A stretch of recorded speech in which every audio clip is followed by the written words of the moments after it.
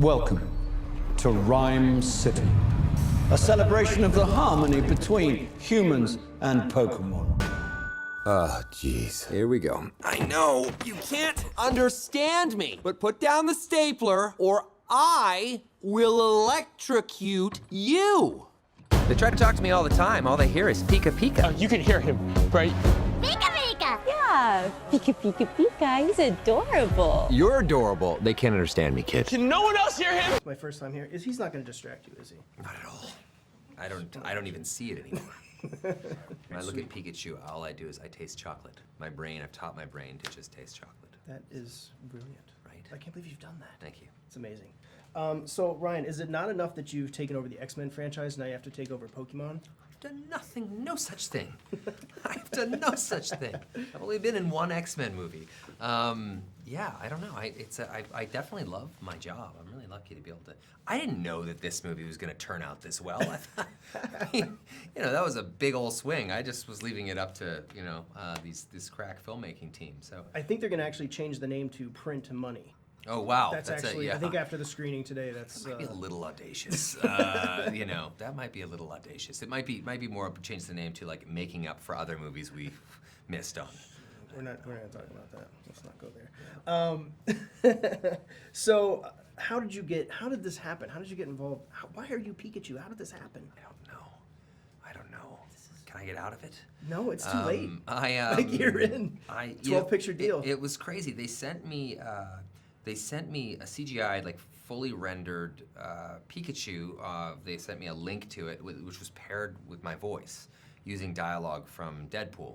Non-violent, non-sweary dialogue from Deadpool. Can you leak that? Is that possible? I would love to, actually. There was no motion capture yet, so it didn't have that like fine sort of like detail of like microfacial expressions and stuff, but it was still crazy to see. Yeah. And I was like, this kind of weirdly works, maybe? I don't know. And then I read the script, and it sort of dealt with like a lot of things that I relate to, universal themes of love and loss and hope, and fathers and sons, and complicated relationships and those kinds of things. And I guess like the main criteria you look for is like, does this work whether we're in Rhyme City and dealing with Pokemon or not? Yeah. Sort of like when you look at Field of Dreams, you're like, is that people think, oh, it's a great baseball movie. I'm like, it's not a baseball movie. It's just baseball's just like the MacGuffin in it. It's not, it's nothing to do with that. So, it worked, and I love a mystery. So it was like this really cool sort of little story. It's actually a detective movie. It's not just a typewriter. Exactly. It works. Were you aware of Pokemon? Like, is that something that like was in like your growing up, or like in your just kind of in your awareness at all? No.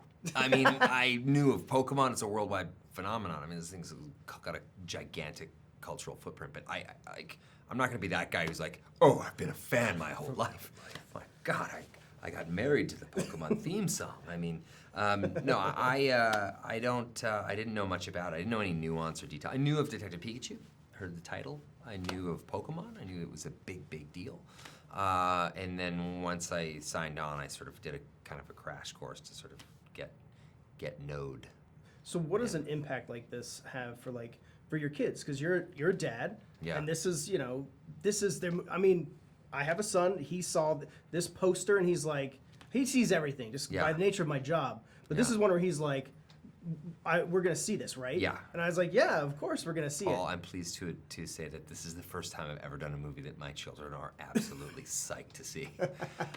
It's like a kind of feeling like no other. I mean, really is like a weird position to be in. Like if you're a performer and you're in something that, your actual children would love to see. That's a cool feeling. So they're psyched to see it. I don't know why, but Pokemon is just like catnip to children. It really is. Yeah. And then my wife Blake is pumped to see it too. So like the movie's obviously doing something. Certainly in the materials to get everybody kind of interested. So for a franchise that spans like as many generations as it does, what do you feel like now that you're like part of this like cultural zeitgeist? Like, I mean, were you prepared for that? Like, not really. I didn't know. I mean, I didn't like. I knew it was big. I didn't know it was this big, though. So when they announced the movie, I think a lot of people were like, "Why? How can you do a live-action Pokemon?" But the first time I saw this Detective Pikachu, it was sort of not unlike the first time I saw Avatar. I was like, "This is a whole world you've created that I feel like I can reach out and touch." And The Pokemon are photorealistic, so for a lot of people, that's huge wish fulfillment. You know, when they were kids and they thought about their own, which Pokemon they're gonna have, and they're gonna be trainers to this one or that one, and suddenly they're getting to see that in living, breathing color is kind of a cool wish fulfillment, I think. Last brief question. Is Deadpool gonna be able to play nice at Disney? Yes, I think so. I mean, as far as I know, and I know next to nothing, other than, you know, a couple of conversations with those guys over there, and what they've said publicly is that it's all gonna kind of stay the same. If it ain't broke, don't break it. We'll riot. So we'll see. Yeah. We will riot. Yeah, so will I. He's saying you can shove it. What? I can shove it? Okay, that's it. No, we're switching roles. I'm bad cop, you're good cop. No, we're not cops. In my head, I saw that differently.